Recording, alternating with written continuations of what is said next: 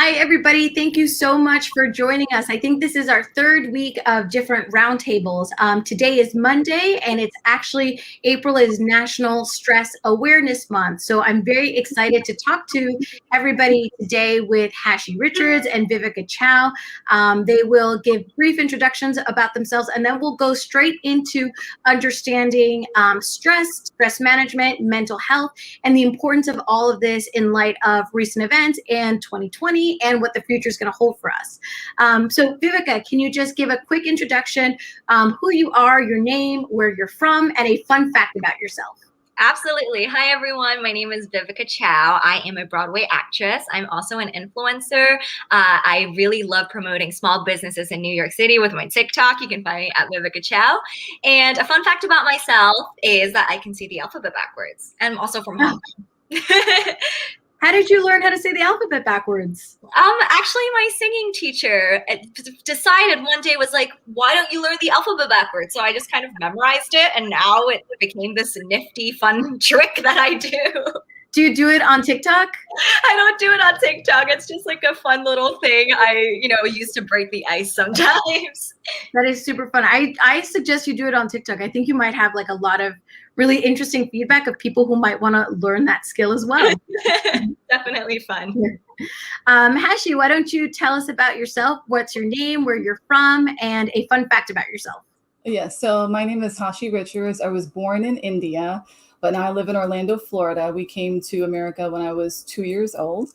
I'm an immigration attorney and also a estate planning attorney, but I also have another brand called Happy Lawyer Mom. You can find me on Instagram at Happy Lawyer Mom and all over social media at Hashi Richards. Oh, and fun fact, let's see. Oh, I haven't had Diet Coke in 9 years. And I used to drink 1 or 2 a day. Okay, so. So do you have regular Coke instead? I don't have any soda or anything like that. So, but I just said Diet Coke because I was like a Diet Coke addict. Got it. I'm not a soda person, but when I was pregnant, I would give myself like 1 Diet Coke like a week. It was my treat. What's a happy lawyer mom, Hashi? What's the definition of a happy lawyer mom?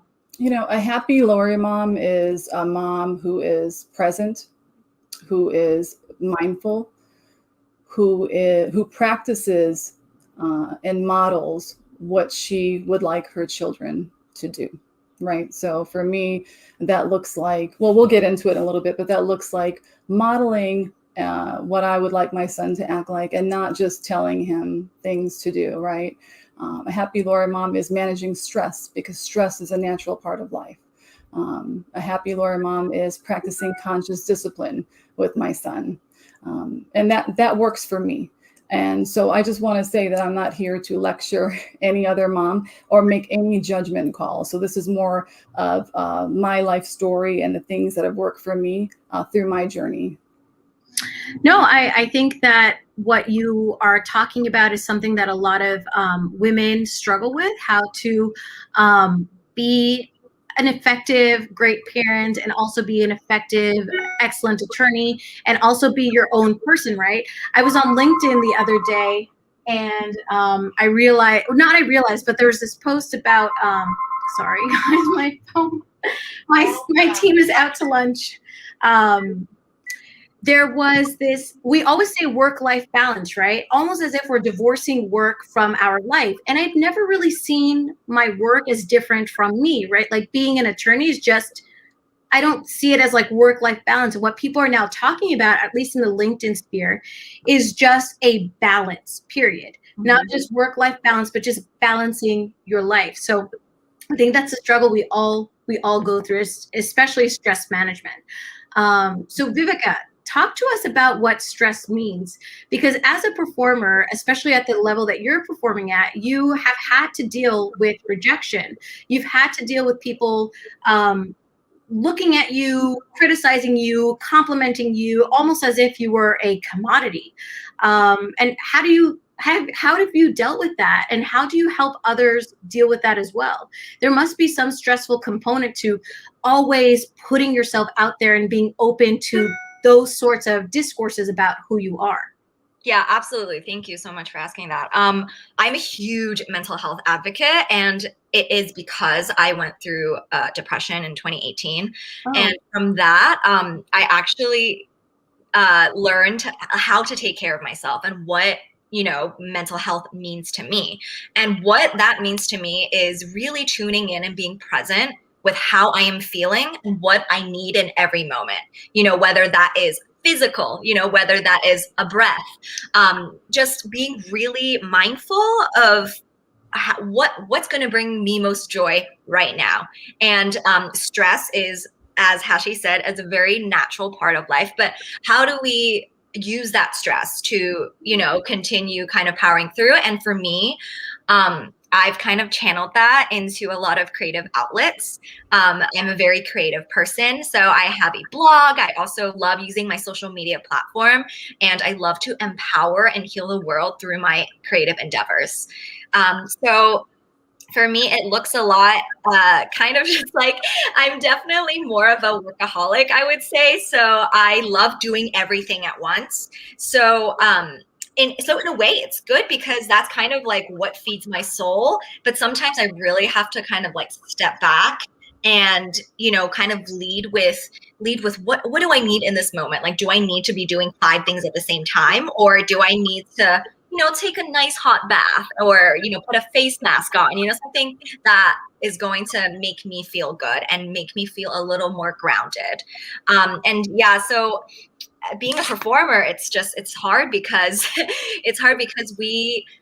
I think we thrive on external validation. So a lot of my self-care and self-love journey has been kind of like turning that inwards, where the validation is coming from myself, and from there I am authentically showing up. but how did you get to that point of being self-aware and mindful of understanding your needs and your wants in a given moment, especially living in New York and being distracted by people, places, things, etc.? How does one get to that point? I think it's because I hit my lowest of lows. I hated how I was feeling. I hated that I was on edge all the time. I was anxious all the time, and I was just so negative as a person. Like, literally, I felt like a cloud over my head. I hated that feeling, and I wanted to get out of that. So I started therapy, and that helped me a lot. And I'm a huge advocate of therapy. Yeah, so honestly, like, long story short, I just hated how I was feeling, and I think that was what I needed for myself to kind of like climb back up. And it's going to look different on different people, but yeah. Yeah, I think that I'm sorry that you went through that really tough journey, but it sounds like you climbed out a winner and not a victim, somebody empowered by her experience. So yeah, I think you're right. It's going to look different for different people in terms of how they process themselves and understand themselves. I'm still in that process of understanding what I need, because I'm also like you. I do a lot of things at the same time, and I thrive on stimuli. So Hashi, what are your thoughts? What do you think about managing stress, and how do you feel as an attorney, the scrutiny that we get from colleagues, the scrutiny that we get from maybe other attorneys who don't understand our practice area, or maybe from friends and family who don't understand that sometimes, you might have to work late? How do you manage all of that? I think that this past year has been very difficult for a lot of us, just because for me personally, I've been at home practically 24 hours a day. My son is in the other room virtual schooling. And so working and also dealing with him, and also dealing with all of the external stressors, right? In the age of social media, and being criticized as immigration attorneys, and also being criticized as mothers. There's a lot of shame associated with both, right? Or you could interpret it as shame. And so I think it's even more important, as what Viveka was saying, is to go inward and recognize how you're feeling in those times, and what techniques can you personally do to sort of counteract or alleviate how you may be feeling during those times. And I wrote down several ways that have worked for me. And a lot of them came out of There's 3 levels of stress that I normally think about. Regular stress, which is just regular routine things, which we need, right? Our bodies were designed to handle regular stress. Then there's negative stress and certain events that may happen. And there's also traumatic stress. And I've experienced, unfortunately, a lot of number 2 and number 3. So a lot of the techniques that I practice now are a result of those stressors. And I just want to say, growing up as an immigrant, coming here at such a young age and dealing with the environment that I grew up in my own household was extremely stressful. And so a lot of these techniques too they're not luxuries for me. They're necessities that I have to do to be able to cope. Do you mind sharing those techniques?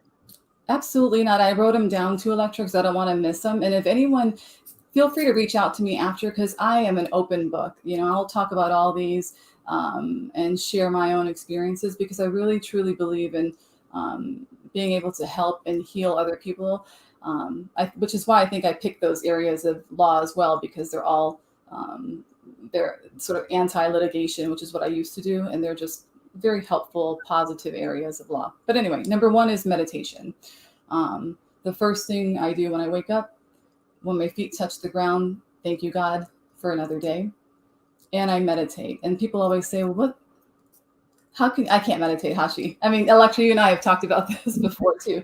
And I think that word, people get scared away with that word. It could be as simple as 5 minutes, just sitting quietly. And there's so many different types of meditation. The one that I practiced, the one that I learned, came out of my brother passing. So my brother died in 2005 of an accidental overdose. And talk about traumatic stress, and my brother, we had to take his ashes to India. So my dad, my mom, my sister, and I, we went to India, and we needed something. So we went to these TM centers, transcendental meditation centers. And the guru there gave me a mantra. And the mantra with TM, they call it TM, is like a phrase that has no meaning, because you want to not associate any thoughts to this mantra, right? And so you just repeat it over and over again. And if you have a thought, you just let that thought pass and you keep going for as long as you can do it, and it takes practice. You don't have to sit for 20 minutes every day, but that is my quiet time. That is the only time that's quiet for me throughout the day, really, right? Because then my son gets up and my husband needs me and all of these other things. So that's one technique. The other one I talked about is mindfulness, being in the present moment. And Elektra, you understand this, and Viveka, you understand this too, that there are so many things coming at us during the day. I mean, your phone was just ringing and you have things going on. But if you just sit, right now, I'm enjoying mindful talking to both of you. I am not thinking about what's going on over there or the million emails that I have. Just calm, non-judgmental. I'm recognizing, I'm hearing the fan. I'm hearing the birds outside, all of those things. And it may sound woohoo to people that don't understand it, but it is so helpful, because right now I'm 100% here. So I'm reflective. I'm not reacting to anything, right? It's a beautiful thing, really. The other thing, as you know, Elektra, I've been vegan for, since 2016. And that came out of me being diagnosed with stage 4 endometriosis. And what is endometriosis? If you're not aware, it's when the lining of your uterus, the endometrium, grows everywhere else, right? So it was just growing all over my body, which is an inflammatory disease. So after I realized I had it, and I found out I had it because I lost baby number 2. I had a miscarriage, and all of this came out, and I went into, like Viveka said, a very deep depression for a while. And out of that came research and a lot of reading to find out what caused all of this. And I believe a lot of the inflammation and even the endometriosis came from my childhood trauma. All of it has links together, And so I changed my diet completely, eliminated meat, eliminated dairy, all of the animal byproducts, which helped me enormously, you know. Some other things that I do, gratitude journal, I have it here, write it in every day, 3 things that I'm grateful for. And I wanted to show you guys this. This is awesome. This is called a Hoberman spear. And so it's really good. There you go. My son has one in the other room. It's really good to have at your desk. And if you find yourself in a moment where you're like, just take this and breathe to it until you calm down your breath. I know I'm taking a lot of time, but I wanted to just do 2 more things. Massage. I do a massage a month for myself. Husband stays here, son stays here. I go out and do my thing and come back. That's for, total self-care. And finally, back to the mindfulness. When I spend time with my son or my husband or my girls or my friends, it is complete 100% in the moment, no phone, no nothing, no TV. We're building a Lego. Let's do it. We're going on a girls' trip. I'm doing one next month. No computer, right? Just complete, utter mindfulness and joy in the moment. So, wow. Thank you so much for sharing. That was honestly so amazing to hear, and I resonate with so many of your techniques because obviously a lot of these techniques are going to look different for everyone because, as you said, like meditation, it actually wasn't for me. But the way I spun meditation to work for me was that I was just focusing on my breath. Mm-hmm. So instead of like meditating, whatever that looks like, I just really, I'm thinking about my breath. And as you said, recognizing the thoughts as they pass, but really having the mind-body connection is so important. And for me, even if I don't run every day, I love to move my body, do a 30-second dance party, because I feel like a lot of the stress usually manifests in our body. And it's so easy to forget that, you know what I mean? Why is this hurting so much? Oh, it's because I'm forgetting to breathe, and I just thank you so much for sharing all of that. Totally. That's so true. Yeah, I'm sorry for your loss, Hashi. I didn't know that about your sibling. It must be, like you said, incredibly traumatic. And I at least you and your family, your sisters and your sister and your parents were able to go to that TM center and meditate and celebrate the life of your brother. These are things I'm really glad that you were vulnerable with us, both of you mentioning your depression, Viveka, and your loss, because these are things that are so real to us and contribute to our stress, whether it's daily stress or traumatic stress, that I think that it's really important to start to have these conversations and destigmatize stress. And that's something that brings me to my next question. There's so much stress associated with, or there's so much stigma associated with stress that I can tell you, at least in my family, for example, it was always like a joke, whoever went to therapy, had an issue. And my parents are old school, immigrants, that's just how they perceived therapy. I obviously do not espouse that thought process. I think that it's important for people to seek out support and help anywhere they can. But the stigma associated with stress is what bothers me, because we can't really have conversations about it. And because you can't have the conversations about stress because of the stigma, you can't really develop the relationships with people, number one, and number two, figure out solutions to resolve problems. That stress affects all different types of people, babies, college students, performers, attorneys, and there's no proper outlet for us to really explore this safely. So do you guys want to talk to me about some of the stigmas that you previously associated with stress that you kind of have shed because of your journey? Viveka, do you want to? Yeah, of course. I'm actually the exact same way. So my parents are very traditional. And when I first told them I started going to therapy, they were like, are you, and they couldn't even say it. They couldn't even say the words, you know what I mean? It was so judgmental. I think it's just the culture and the lack of understanding that asking for help does not mean you're weak. It actually means you are strong enough and brave enough to take care of yourself and what you need in this current moment. And I think it has gotten a lot better in the years, and I'm so lucky to have been surrounded by people who are all huge mental health advocates. So I think people you surround yourself with on a daily basis, setting boundaries is really important. If someone crosses your boundaries, it's okay to say no. It's okay. Like, I think we kind of have grown up in a world where we're always saying yes, and we're not tuning in to, like, why are you saying yes?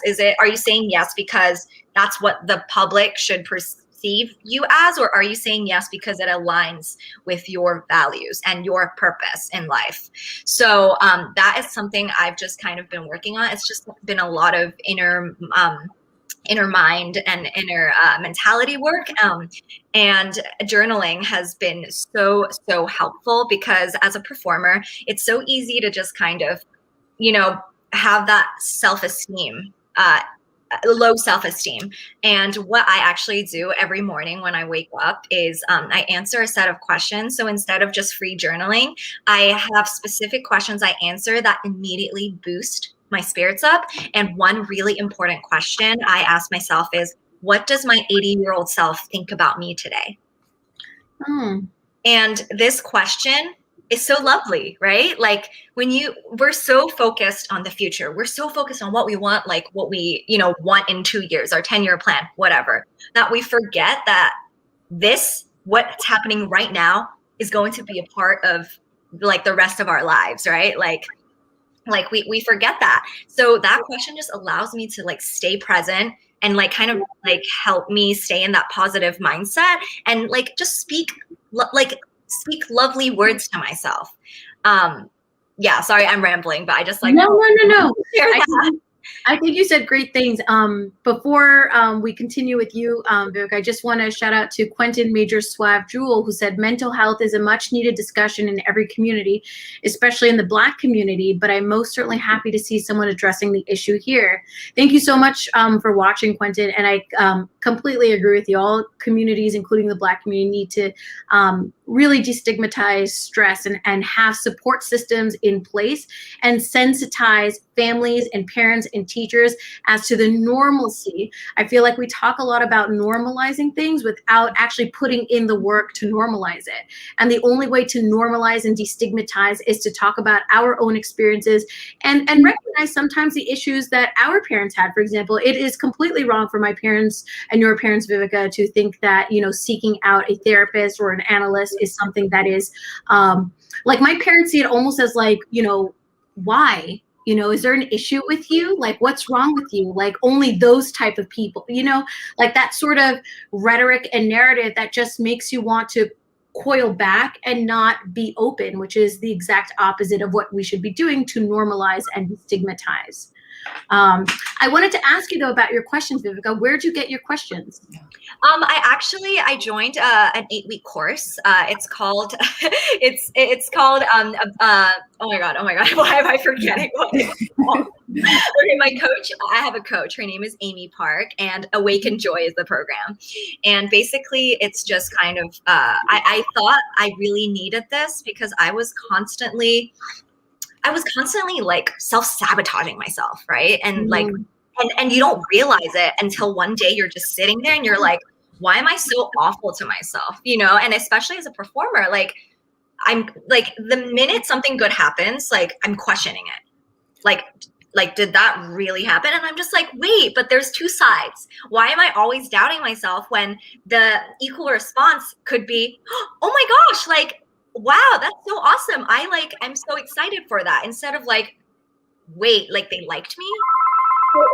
It's like, it's again, like, recognizing, what things you're saying to yourself, because they're so important. They're little, they're so microscopic, but when you say it to yourself every second of every day, it becomes huge, so I wanted to embody a more abundant, a more positive version of myself. And I also love to share that energy with everyone else as well. And I just love talking about it and normalizing it, because I think it's so easy to fall into a trap where social media is just, your highlight reel, like pretty pictures, blah, blah, blah. But no one's, takes a picture of their panic attacks. Like, no one's telling people, like, I'm having a really awful day today, So I wanted to be the change and, you know, have that impact on my community.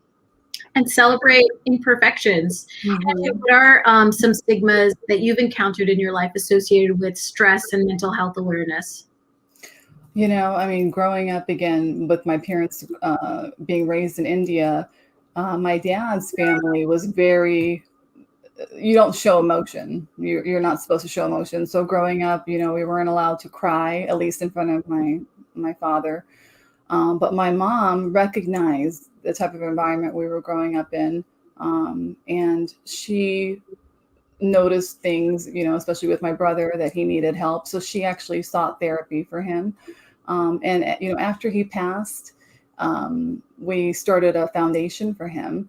And we started a scholarship as part of this foundation at this high school he went to. And the scholarship is not your typical scholarship, which you would, you know, in the Indian community, it's a lot of emphasis on grades. And my dad was a surgeon, right?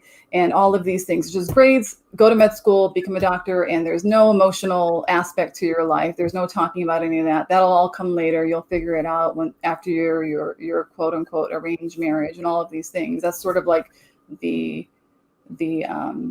format of your life. It didn't go as planned, right? For myself, obviously my brother and my sister, according to their plan, I should say. But anyway, the scholarship that we started is not based on any academic achievements. It's really based on what issues in your life did you overcome? And then you can use the scholarship money for therapy or for anything to advance yourself socially, emotionally, or anything like that, which I think is like a huge accomplishment in my brother's name, like honoring him in that way rather than the typical academic achievements. You know, growing up, if we showed any type of negative emotion, it was weak. Don't cry, you know.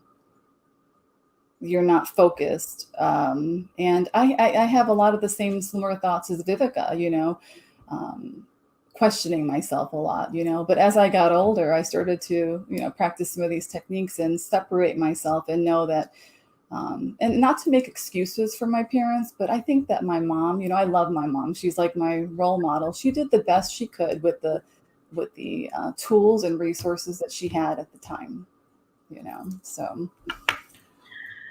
Yeah, I think that just going back to our point about, you know, how stress management looks different for us. I took a mindfulness course when I was pregnant with my daughter. I couldn't get into it. I'm one of those people. I always say New York distracts you, New York makes you, you know, lost and helps you find yourself again.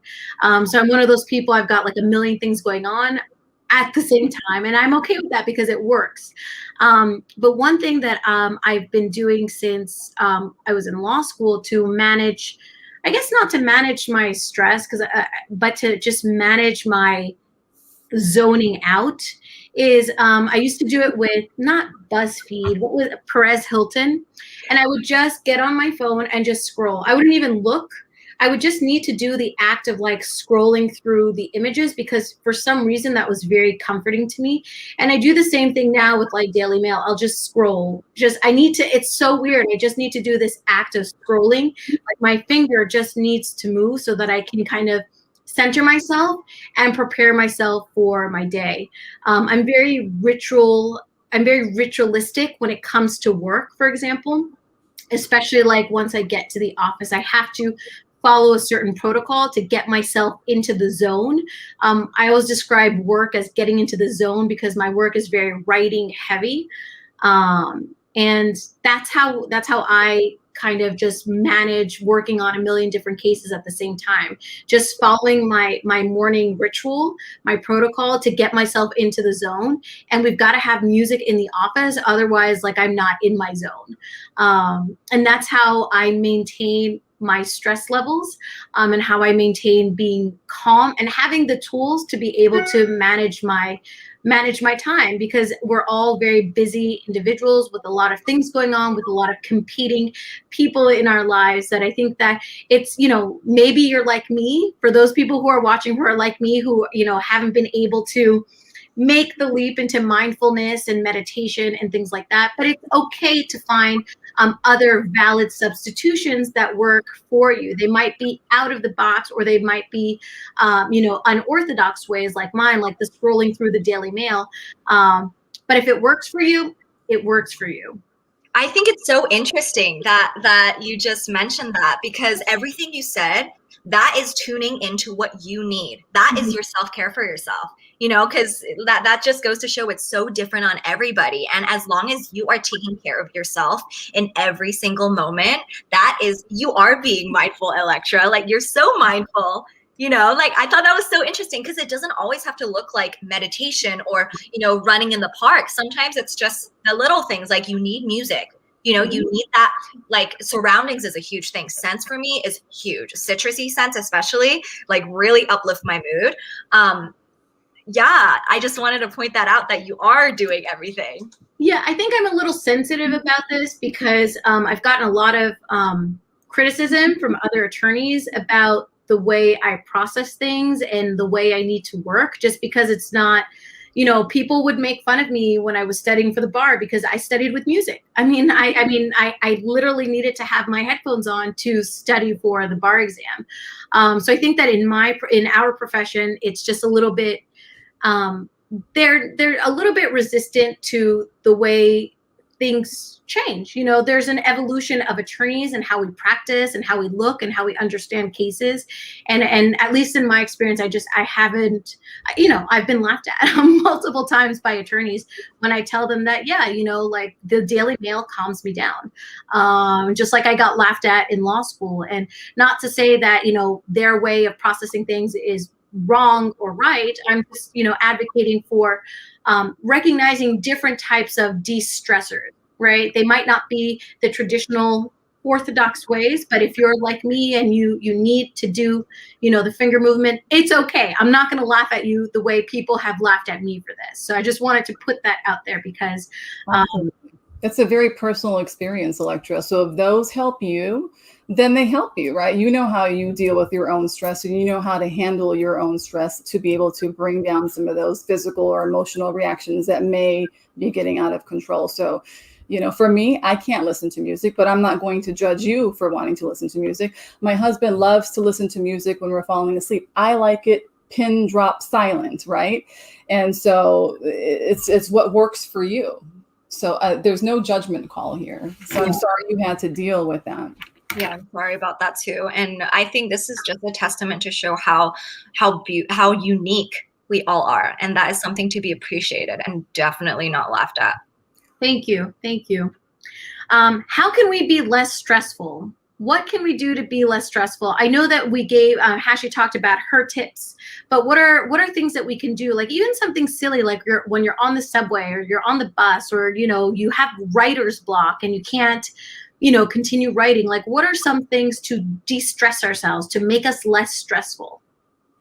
Something that really works for me, this kind of ties back to staying in the present moment, is labeling everything I see, whether it's in my head, how it feels on my skin. Like right now, I feel my butt is on a chair and it's a little bit sticky because I'm a little sweaty, like silly things like that bring you back to groundedness.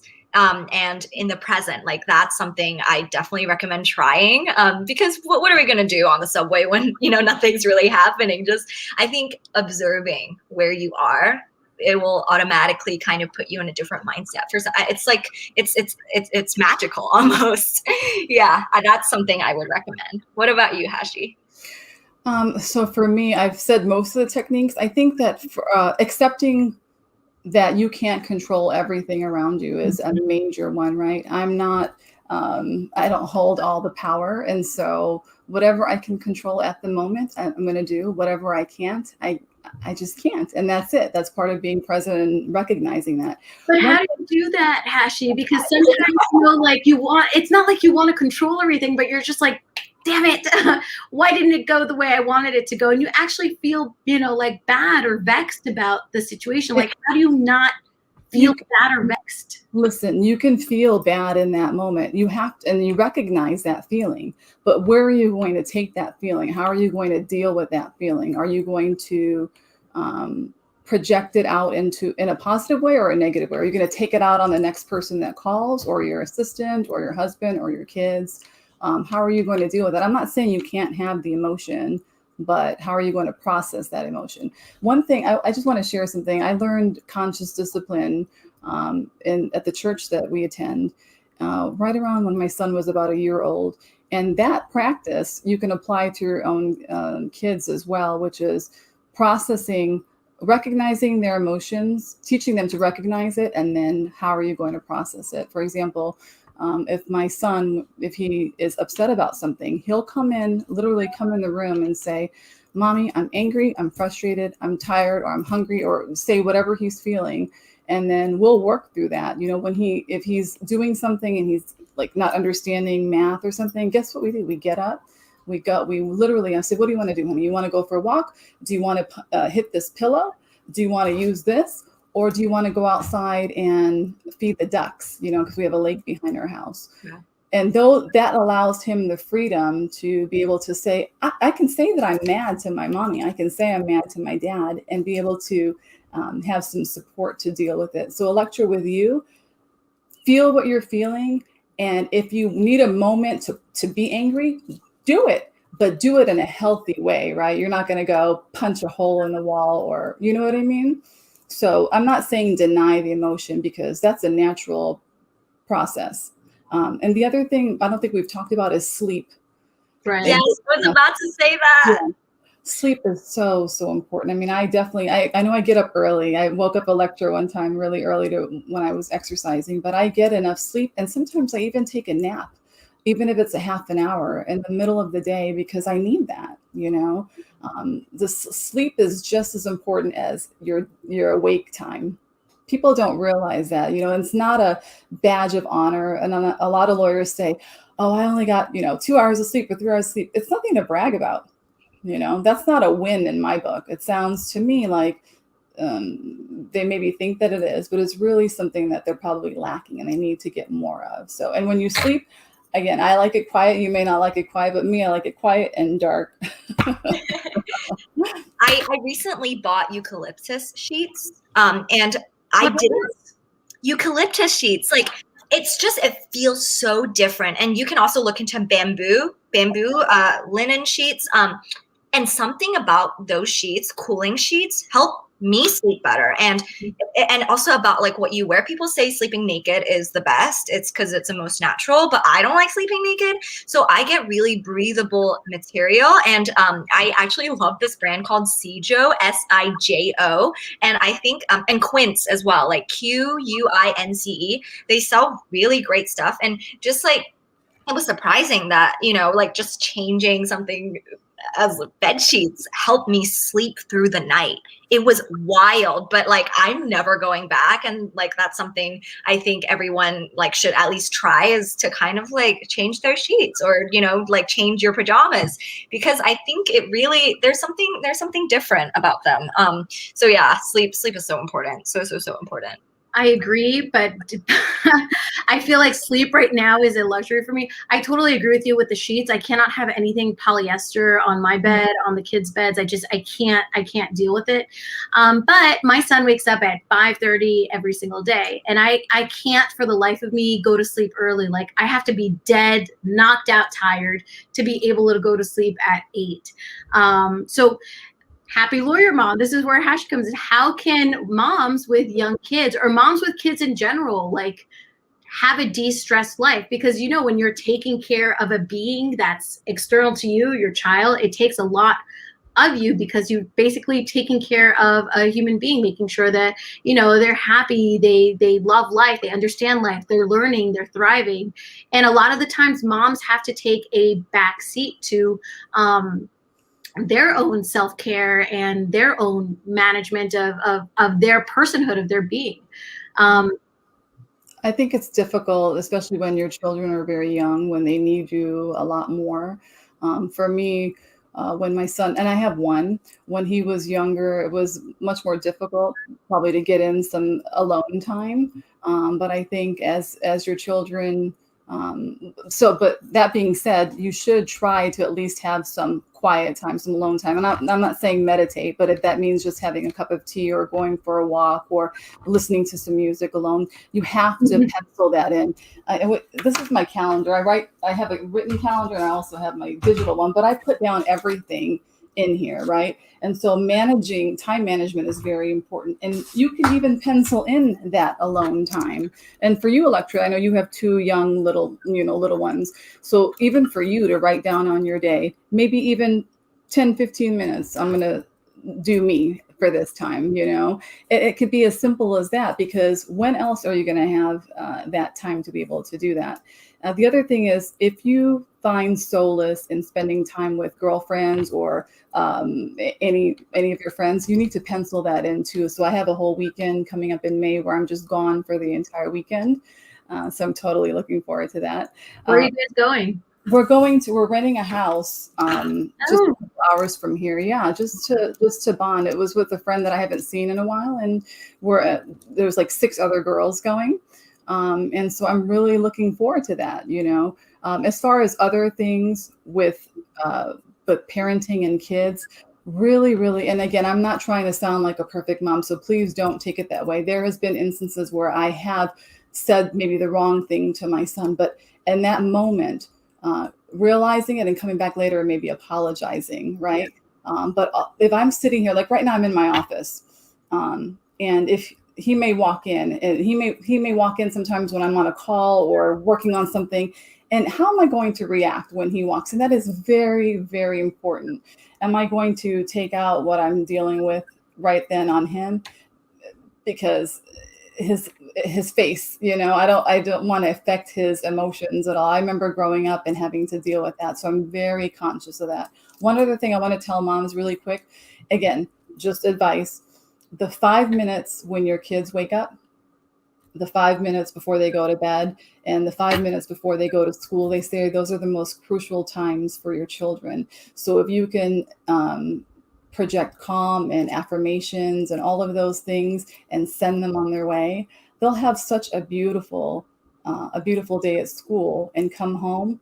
And right before they go to bed, because when they're sleeping, they process all of those things that usually happen right before they go to sleep.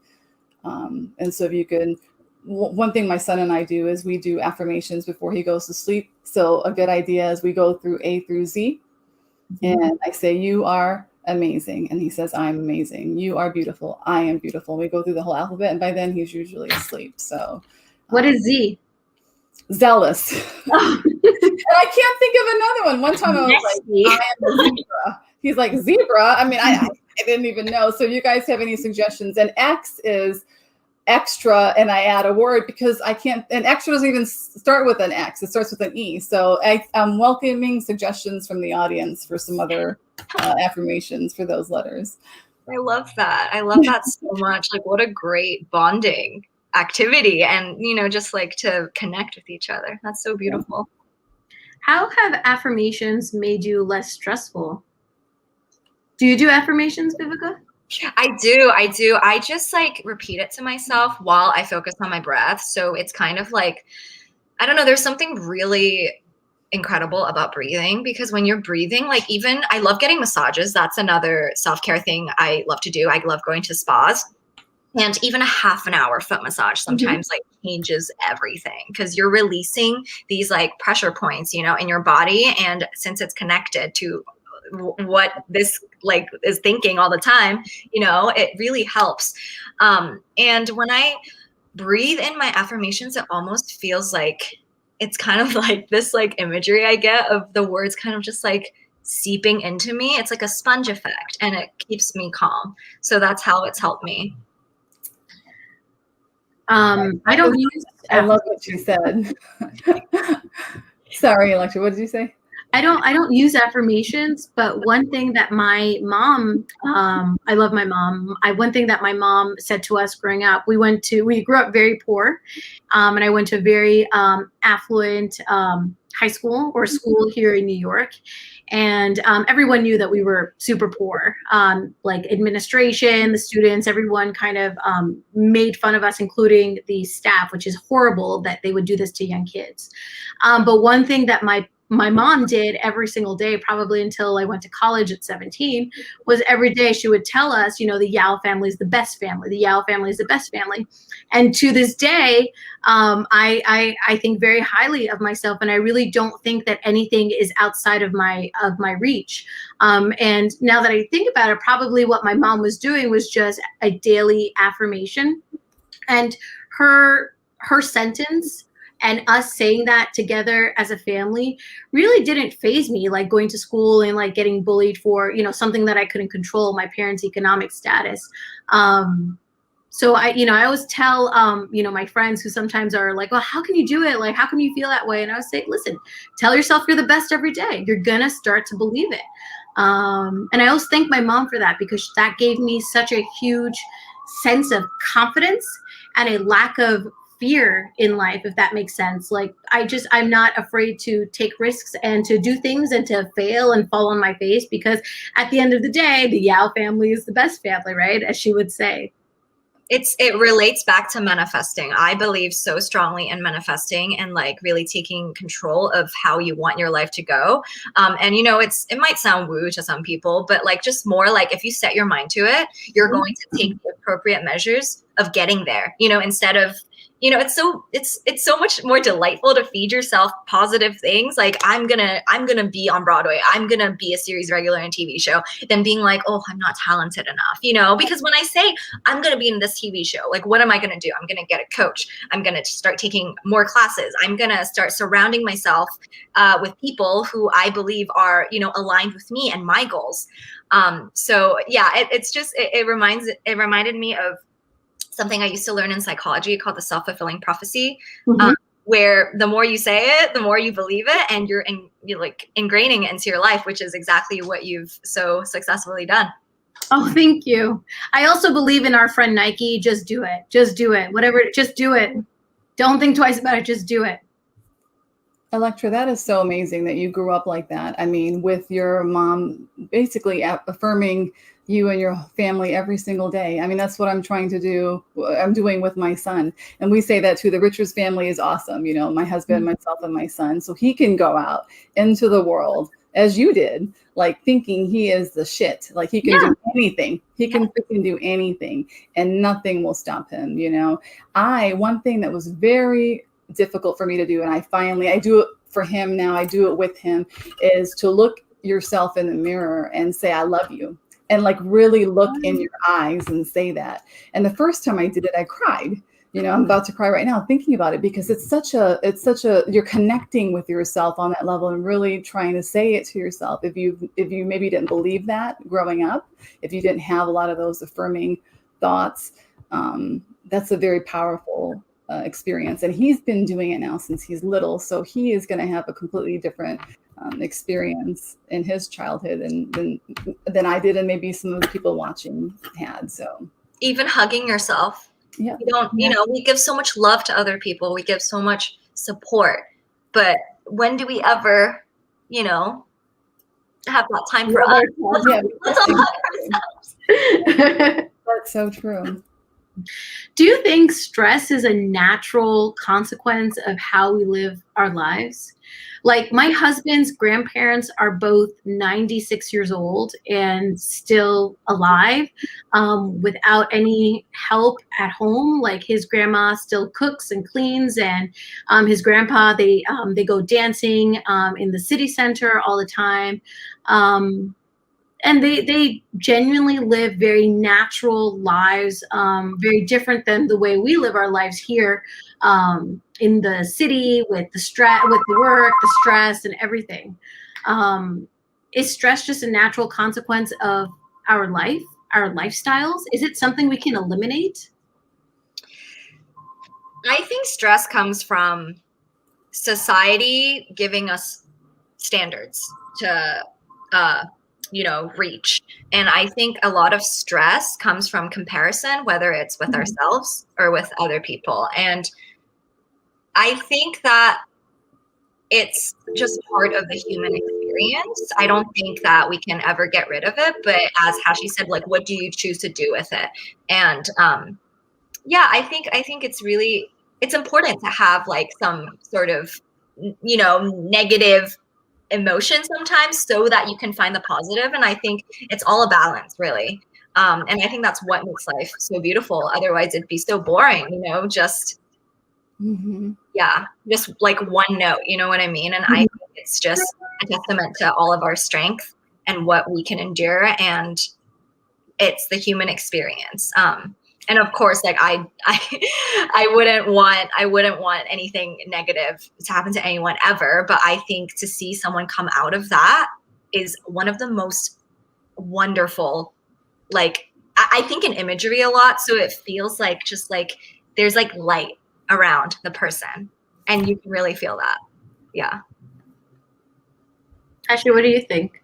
I mean, I think stress is different. Like my grandparents also had long lives as well, but their stress was different. I mean, they grew up in India their whole lives, lived there their whole lives, and their stress was different. They were farmers, and so their stress was if the crops didn't harvest, or feeding, on my dad's side, feeding 7 kids on a farmer's salary, living in a 1-room home. They didn't have the stress that we have.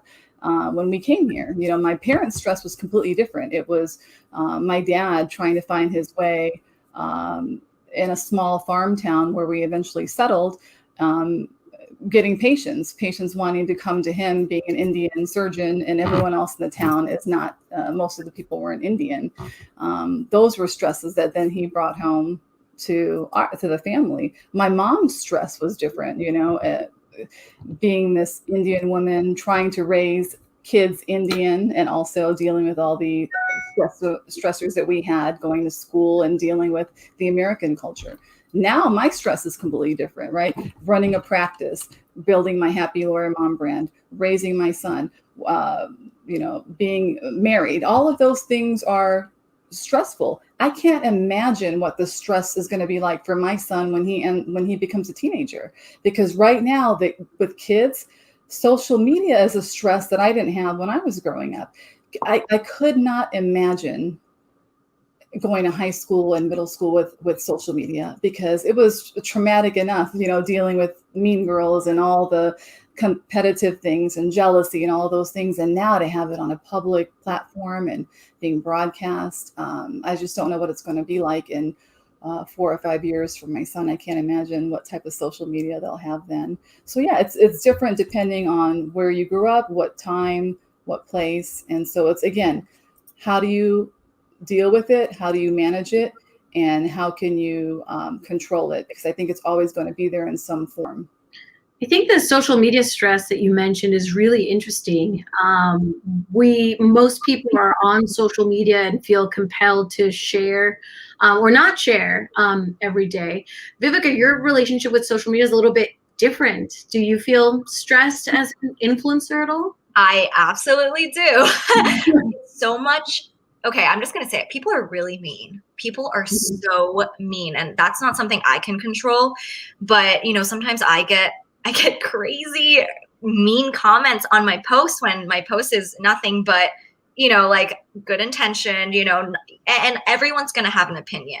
So it is really hard sometimes to read a comment that, you know, I feel like I am being personally attacked when I'm not.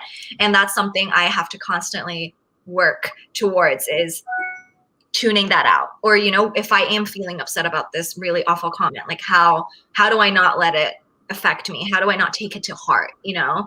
So yeah, it's definitely stressful. And sometimes I have to be super careful with, like, especially TikTok. Like, for some reason, it's just like it opens like up a door of cyberbullying. And I used to be cyberbullied when I was a teenager.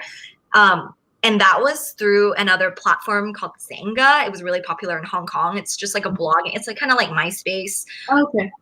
But now TikTok, it's like everyone's so free to leave comments. And like whenever someone else like likes it and you see like a bunch of people agreeing with this hate comment, it's just like, man, it's like, how, I don't even understand. But yeah, it's kind of definitely distancing myself from that, and just knowing that for every one person who hates you, 100 or 150 more that are going to stand after you. So like don't let that one person affect, or try not to, just kind of that perspective where it's 1 to 100 always.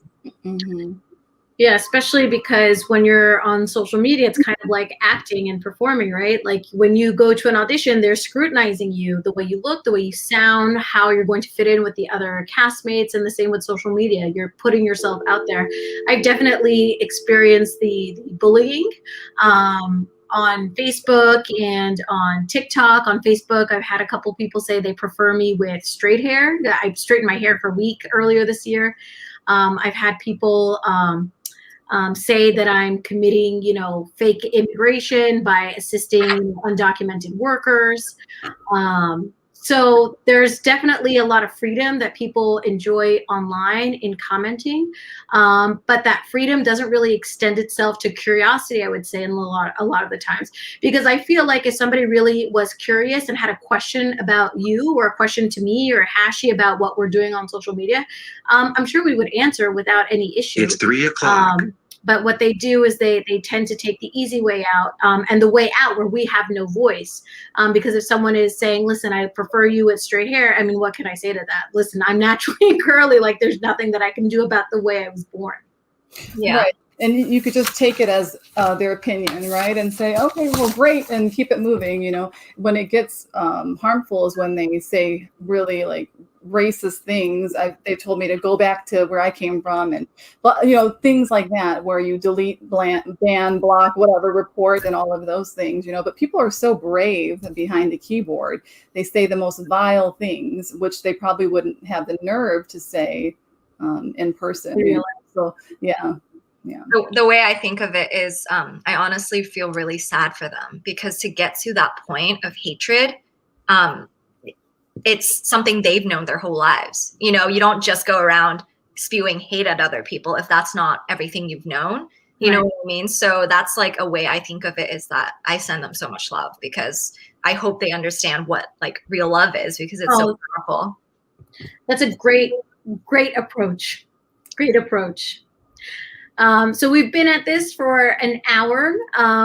Thank you so much to Viveka and Hashi. Can you guys just leave one tip for our viewers and for people who will be rewatching? I'll go with my first tip. My tip is do what works. It doesn't matter what people say, just do what works. Find your happy place, whatever that happy place is, do what works for you. Agreed. Mine would be hug yourself and move your body for 30 seconds. And I love your body. Like move your body, like just move it. Yep. Whatever that means to you, like dance party. Yeah. Mine would be mindful. So don't ruminate about the past. Don't worry about the future. And just focus on what you're doing at the moment. Thank you. Thank you, everybody, for watching, everybody for participating, the comments that we got. Thank you to everybody who watches the rewatch. Please reach out to Hashi for her brand and her tips on mindfulness and about being an attorney and a mom. Reach out to Viveka. She is a Broadway actress and an influencer. She can give you tips on how to excel in the audition and be the best version of yourself if you want to be a performer. Reach out to me if you have any questions about practicing law or being a mom or being a millennial mom. I'd be happy to talk to you guys about my experience. And tune in on Friday for our next roundtable. We're going to be doing 2 roundtables every week until the end of March, April, because there's so much to celebrate during this month. And without further ado, thank you so much, guys, for participating. And I'll see you, the rest of the viewers, on Friday at 2 for our next roundtable. Thank you, guys. Bye. Bye. Bye. Thank you, everybody.